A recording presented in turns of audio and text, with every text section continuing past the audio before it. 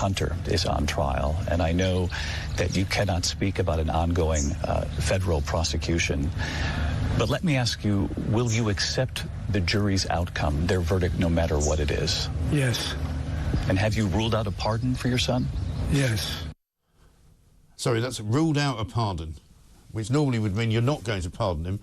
He now has pardoned him, so I'm not quite sure how that works. Let's find out from Erol what he makes of it all. Erol, very good morning to you. Yeah, good morning. Thank you for having me. So, I guess Keir Starmer isn't the only one who says one thing and means the complete opposite. We've got Joe Biden here just 5 months ago, and he said it on a variety of outlets as well. It wasn't just a one-off, that he would not seek to pardon his son. What's changed? Well, I don't think anything's actually changed. Joe Biden is a liar. That's what he's always been. I'm not shocked by this at all. And then on a personal note, I mean, if you think about it, if it is your son and you have the magic pen to sort of wield it. Now, in this case, it's a little bit extreme because he's excused any crimes he's committed against the United States starting in 2014. So, I mean, I think it was 3 or 4 months after that, January 1st, is when he got that job at Burisma in the Ukraine. So it seems like it's a very convenient time block, 11 years of crime, completely absolved without any specifics as to which crimes, just all crimes. Just everything, yeah. Yeah, but what do you expect? I mean, this is the last grift before they do their presidential library, and Hunter Biden gets made head of library directors for $600,000 a year, and that's just the way this is going to go. It's always been how it's going to go. They're a lying, corrupt, grifting family. They sold access to his position of power. Everybody can see it. There was no other family business, and there's none after. So why not pardon themselves on the way out? Because if you pardon all the people who committed the crimes that allegedly funneled money to you, then you need not pardon yourself because no one will be coming for you, at least Joe Biden thinks. And these are like proper crimes as opposed to the crimes that Donald Trump's been sort of being chased around the country for, you know?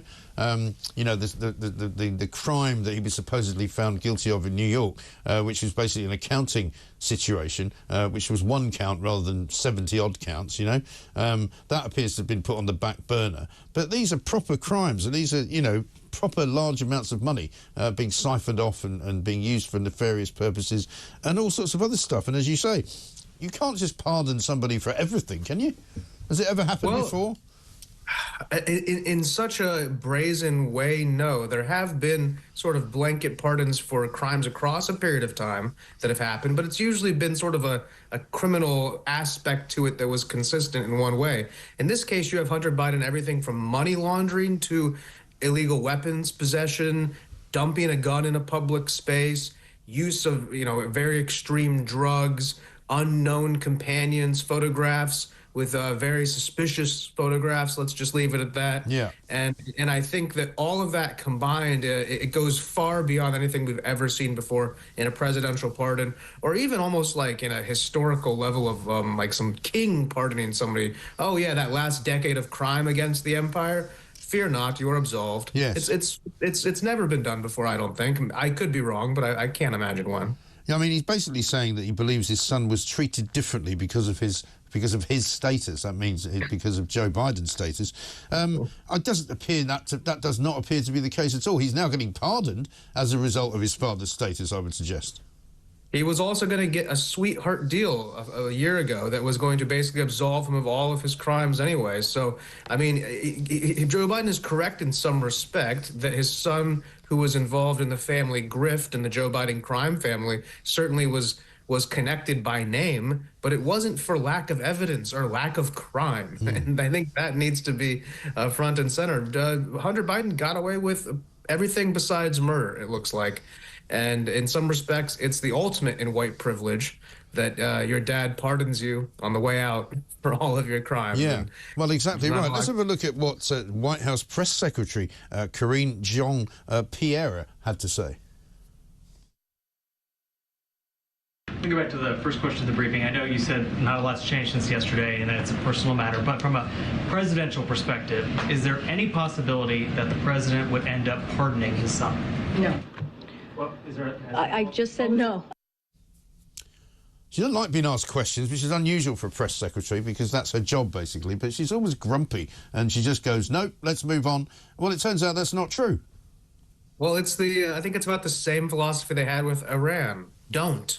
Well, that didn't get anything done. Yeah. It ended up just being useless. Useless phrases. No. They say no with such force, like they're Yes. in some sort of drama school acting class, like practicing saying no. It means nothing to them. The words mean nothing to them, and they'll sell their grandmother for a nickel. These are craven, dishonest people, and they've demonstrated it all the way to the very end. The worst thing, of course, is that there's still about a month to go until January 6th, until the official handover of power to Donald Trump. You know, what else is he going to come up with? I was saying earlier, he sold landmines now to Ukraine. He's given them permission to send missiles into Russia.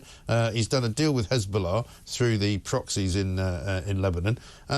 And now he's pardoned his own son, who's a criminal. What's next? You know, what's he going to do this week?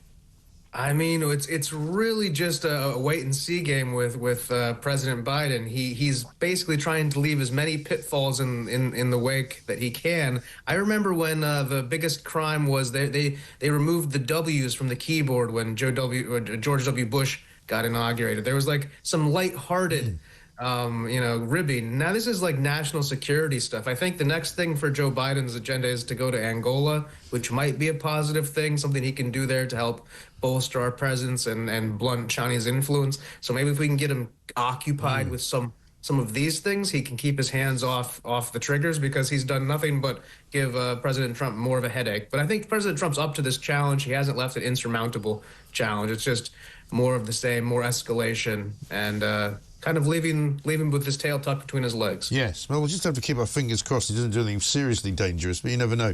Erol Morkoc, thank you very much indeed, from Republicans Overseas. Joe Biden and the White House lied on camera about pardoning Hunter Biden. Shocking, absolutely shocking, says Tony.